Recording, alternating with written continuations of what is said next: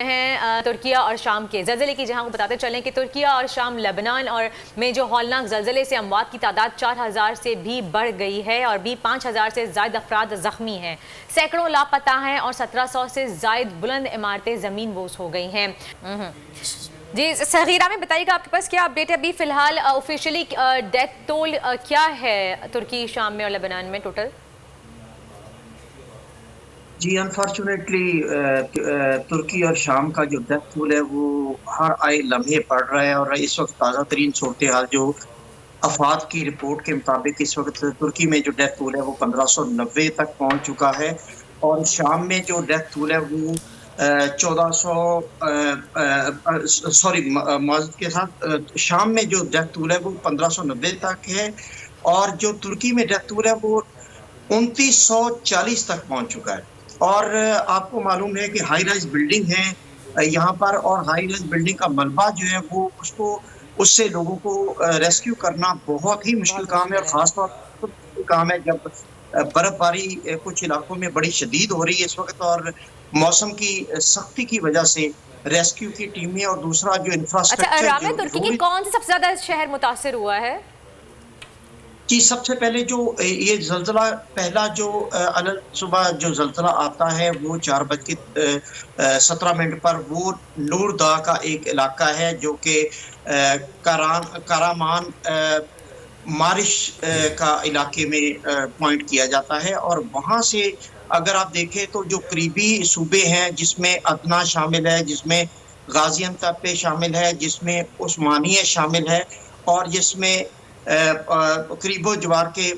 शहर शामिल हैं, वो सारे सूबे मुतासिर होते हैं। उसके बाद जब 9 घंटे बाद एक आफ्टर शॉक 7.5 का आफ्टर शॉक जो है वो टच करता है दोपहर को 1 बजे के करीब, उससे मजीद 6 जो सूबे हैं वो मुतासिर होते हैं और ये बेल्ट जो है एग्जैक्टली ये शाम के बॉर्डर के पास है जिससे हल्ब का और हमा का इलाका भी बड़ी बुरी तरह मुतासिर होता है और वहाँ भी ज़लज़ले से बहुत ज़्यादा कैजुअलिटी हुई है। सगीर, मैं आपसे पूछना चाहूँगा कि जब 2005 में हमें याद है कि पाकिस्तान में बड़ा हौलनाक ज़लज़ला आया था, उसके बाद पाकिस्तानी कम्युनिटी एक हो गई थी, हमने रिलीफ वर्क देखा और पूरी कौम को एक असल कौम की शक्ल में हमने देखा। तुर्की में इस वक्त लोग क्या कर रहे हैं, किस तरीके से रिलीफ वर्क जारी है, कितने मुल्क वहाँ पहुँच रहे हैं? क्योंकि पाकिस्तान ने जिस तरह पाक फौज के सिपाह सालार हैं तो दस्ते रवाना कर दिए हैं, पाक फजाइया के जहाज़ के थ्रू रात में ही सामान, मेडिकल, हॉस्पिटल, बहुत कुछ उन्होंने रवाना किया। इस तरह दुनिया भर से मुस्लिम उम्मा हेल्प कर रही होगी। इस वक्त रिलीफ और रेस्क्यू ऑपरेशन कहाँ पहुँचा है, किस तरह चल रहा है आगे, मुझे इसके बारे में बताइए। जी बिल्कुल, रिलीफ ऑपरेशन इमीडिएटली इमरजेंसी नफज करके मुतल्लिका सूबों में रिलीफ ऑपरेशन का आगाज कर दिया था। मलबे में दबे हुए अफराद को जिंदा बचाने के लिए ना सिर्फ रेस्क्यू का अमला, अफाद का अमला, बल्कि मेडिकल की टीमें तश्कील दी गई। मेडिकल टीमों के साथ साथ मैं आपको बताऊं कि यहाँ पर जो मुतल्लिका मुकामी अफराद हैं, ख़वातीनो हज़रात, वो हज़ारों की तादाद में रेस्क्यू अमले के साथ रेस्क्यू ऑपरेशन में शामिल हैं और वॉलंटरली वो दिन रात अमले के साथ इस काविशों में है कि लोगों को मरने से जिंदा बचाया जा सके और एक जज्बा है लोगों का। लोगों ने अपने घरों के दरवाजे खोल दिए हैं मुतासिर फैमिलीज के लिए और जो सरकार है उन्होंने जो हॉस्टल्स हैं, सरकारी हॉस्टल, स्कूल, कॉलेजेस, प्राइवेट, वो खोल दिए गए हैं लोगों को पनाह देने के लिए। यहाँ पर कौम का जज्बा जो है वो बहुत ही यानी जोश जज्बा देखने में आ रहा है, मदद का जज्बा देखने में सामने आ रहा है। सगीर, ये बताइएगा कि जिस वक्त ज़लज़ला आया उस वक्त आप कहाँ मौजूद थे, किस जगह थे और जब भी इतलात मौसूल होना शुरू हुई ज़लज़ले की तो उस वक्त क्या मनाजिर थे, आपका रिएक्शन क्या था, कहाँ थे? पहले हम लोग इस्तांबुल यूरोपियन साइड पर हैं और यहाँ से जब ये सुबह खबरें आना शुरू हुई तो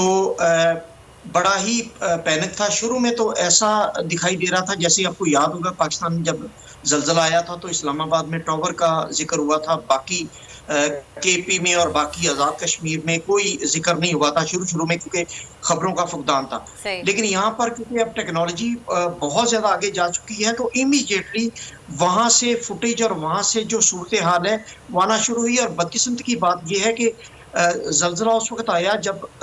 ऑलमोस्ट तमाम अफराद अपने घरों में सोए हुए थे और ये वो टाइम था जब यानी यहाँ पर अगर फजर का टाइम है वो तकरीबन 6:30 पौने 7 बजे करीब होता है और 4:17 पर जलजला आया जिस पर जानी नुकसान ज्यादा होने का अंदेशा है और अभी तक मलबे में ये जो रेस्क्यू ऑपरेशन है ये कम से कम 3 से 4 दिन तक जारी रहेगा क्योंकि आपको मालूम है कि हाई राइज बिल्डिंग में जो मलबा है वो बहुत ज्यादा होता है और उसको मलबे को वहां से लोगों को रेस्क्यू करने के लिए बड़ा एहतियात से वो मलबे को खंगाला जाता है ताकि नीचे अगर जिंदा अफराद मौजूद हैं तो वो मजीद दबके ना उनकी जान भाग होने के खतरात ज्यादा होते हैं। टर्की की अगर हम बात करें सगीर तो ये बताएगा कि हिस्ट्री में कितने जलजले आ चुके हैं, कितना ये एरिया प्रोन है अर्थक्वेक्स के लिए और क्या यहाँ पे जो कंस्ट्रक्शन होती है वो जलजलों को मद्देनजर रख के की जाती है या फिर वैसे ही कर दी जाती है? जी बिल्कुल, ये बड़ा इंपॉर्टेंट आपका सवाल है। 2007 से एक कानून पास हुआ है तुर्की में कि जितनी भी बिल्डिंग्स बनेगी वो जलजला प्रूफ होंगी और अर्थक्वेक रेजिस्टेंस बिल्डिंग जो है उसकी तामीर शुरू हुई और उसके बगैर सर्टिफिकेट नहीं मिल रहा। लेकिन उससे पहले जो बिल्डिंग है वो यकीनन उनका एक तो पुरानी बिल्डिंग्स है और दूसरा ये कि उस वक्त ये कानून लागू नहीं था जिसकी वजह से यहाँ इंफ्रास्ट्रक्चर तो बहुत ही कंक्रीट का इंफ्रास्ट्रक्चर इंजीनियरिंग बड़ी शानदार होती है लेकिन क्योंकि तुर्की फॉल्ट लाइन पर मौजूद है जलजले की और आपको अगर आपके इल्म में हो, आपको याद हो कि 1939 में एक जलजला आया था जिसकी शिद्दत जो है वो 7.8 थी जिसमें 10,000 से जायद अफराद लुकमा अजल बने थे और बहुत बड़ी तबाही हुई थी तुर्की में।